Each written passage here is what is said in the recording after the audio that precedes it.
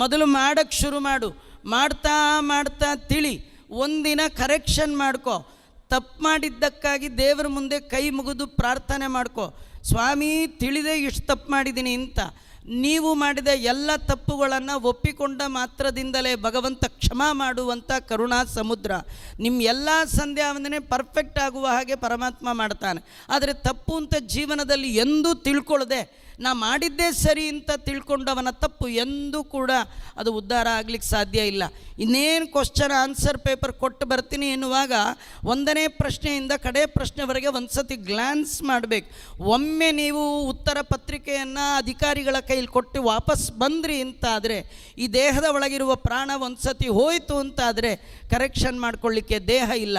ದೇಹ ಇರುವಾಗಲೇ ಪ್ರಾಯಶ್ಚಿತ್ತವನ್ನು ಮಾಡಿಕೊಂಡು ಪರಮಾತ್ಮನಲ್ಲಿ ಪ್ರಾರ್ಥನೆ ಮಾಡಿದರೆ ತಿಳಿಯದೆ ಕಾಲ ಕಳೆದು ಬಿಟ್ಟೆ, ಈಗ ತಿಳಿದಿದ್ದೇನೆ, ಹಿಂದೆ ಮಾಡಿದ್ದೆಲ್ಲ ಅನ್ಯಾಯ ಆಗಿದೆ, ನೀನು ಉದ್ಧಾರ ಮಾಡಿದರೆ ಉಂಟು, ಇಲ್ಲದೇ ಇದ್ರೆ ಇಲ್ಲ ಅಂದರೆ ಸಾಕು, ಭಗವಂತ ಎಲ್ಲವನ್ನೂ ಕರೆಕ್ಷನ್ ಮಾಡ್ತಾನೆ, ಉದ್ಧಾರ ಮಾಡಿಬಿಡ್ತಾನೆ.